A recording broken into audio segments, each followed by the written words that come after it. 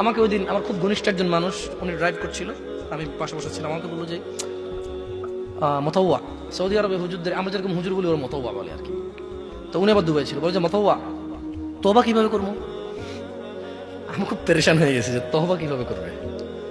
বললাম যে তওবা মানে তো ফিরে আসা। ধরেন আপনি কোনো কাজে লিপ্ত আছেন, মানে যে কোনো কাজ যেটা অপরাধ, যেটা কি তওবা মানে কি বলে দেবো আপনাদের। আপনি কি শিখতে চান তওবা কিভাবে করে? খুব সহজ, কোনো হুজুর লাগবে না, কোনো কোরআন খতম লাগবে না, কোনো কাউকে দাওয়াত দেওয়া লাগবে না। দিন হতে হবে জরুরি নয়, রাত হতে হবে জরুরি নয়, নামাজের সময় হতে হবে জরুরি নয়, জরুরি নয় ওযু থাকতে হবে। তওবা এখন এখানে করা যায়। তওব মানে রিটার্ন, তওব মানে কি রিটার্ন, মানে ফিরে আসা।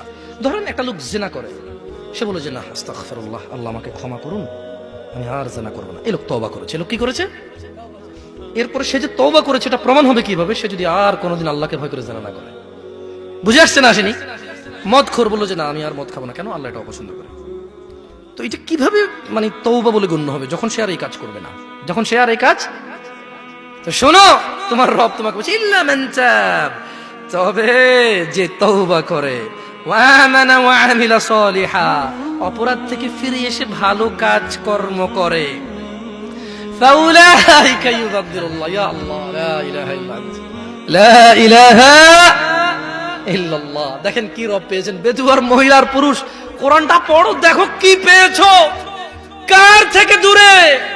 মা গররাকা বিরাব্বিকাল কারীম ইয়া নাস, কিসে তোমার এত দয়ালু রব থেকে তোমাকে দূরে রেখেছে? কি তোমার রবের দয়া দেখবে? বলছেন যে ফাউলাইকা ইউবাদদিলুল্লাহু সাইয়্যাতিহিম হাসানাত, বলছেন যে আল্লাহ তোমার অপরাধকে নেকিতে পরিবর্তন করে দেবে।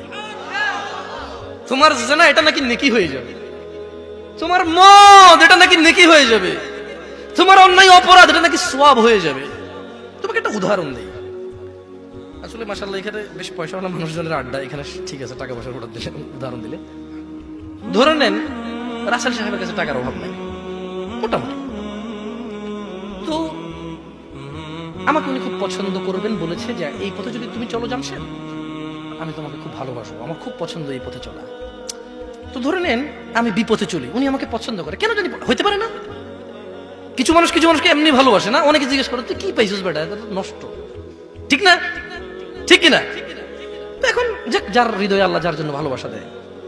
তো আমি খুব উল্টাপাল্টা চলাফেরা করার পরে একদিন ধরেন কোন একটা কাজ, জায়গা জমি সব বিক্রি করে একটা ভিসার ব্যবসা শুরু করছি। আর যেই লোকের সাথে শুরু করছি ওই লোক আমার সমস্ত টাকা পয়সা যা আমাকে দিয়েছে সবগুলো ধরেন 10 লাখ টাকা জাল টাকা দিছে। কয় লাখ টাকা জাল টাকা দিছে?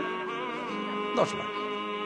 আচ্ছা, এখন আমি খুব লজ্জিত। এবার ধরেন রাসেল সাহেব যাচ্ছে, আমি খুব মানে আগে যেরকম আমি ডোন্ট কেয়ার, কি care, don't care who is Russell সাহেব। হঠাৎ করে রাসেল সাহেব উনি আমাকে ভালোবাসে নিঃস্বার্থভাবে। কিভাবে? আল্লাহ আমাদেরকে কিভাবে ভালোবাসে মনে রাখবেন কি রব পেয়েছেন। এবার রাসেল সাহেব আমাকে বললো যে কি জামশেদ কি হইলো, কি হুন্ডা কই, বাইক কই, গাড়ি কই, হ্যাঁ তারপরে ব্যাস লাইট কই। আমি বললাম যে আসলে ভাই আপনার কাছে সরি বলার জন্য অনেক চেষ্টা করছি, পাই নাই, আমি খুব বিপদে পড়ে গেছি। আচ্ছা বলো কি হয়েছে বলো। ধরুন উনি দেখতেছে যে আমার একটা উজ্জ্বল ভবিষ্যৎ আছে, আমাকে দিয়ে উনি কোনো কাজে লাগাইতে পারবে, উনি দেখতেছে যে সমাজ সংস্কার হবে। তো উনি বললো যে কি হয়েছে।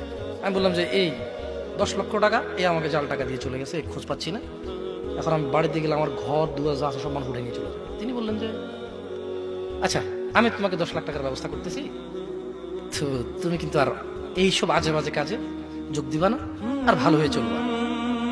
তো একটা মানুষ যদি ভালোবাসার কারণে কারো 10 লক্ষ টাকা জাল টাকা নিয়ে যদি ওকে আসল টাকা দিতে পারে, আল্লাহ কি মানুষের অপরাধকে নেকিতে পরিবর্তন করতে পারে না? কি রব পেয়েছে মানুষ, কি রব পেয়েছ। কার থেকে দূরে তুমি কার কিতাব পড়ো না, তুমি কার কথা পড়ো না, তুমি দেখেছো কখনো তিনি তোমাকে কত ভালোবাসে? তিনি বলছেন ওয়া কানা আল্লাহু গফুরার রহিমা, তিনি বলছেন নিশ্চয়ই আল্লাহ অতীব দয়ালু ক্ষমাশীল।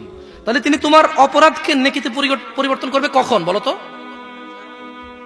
এই যে তোমরা ওয়াজ শোনো, বুঝো না, আল্লাহ মুসিবত, আল্লাহ একটু মনোযোগ দিয়ে শুনতে হবে। ইল্লা মান তাব, তবে যে ব্যক্তি অপরাধ থেকে ফিরে এসে ওয়া আমিলা সালিহা, নেক কাজ করবে, মানে অপরাধ ছেড়ে দিয়ে ভালো কাজ করবে, তার অপরাধকে আল্লাহ কি করবে? কি করবে? কেন নেকিতে পরিবর্তন করবে? ওখান আল্লাহ গফুর রহিমা, কারণ আল্লাহ অতীব দয়ালু ক্ষমাশীল।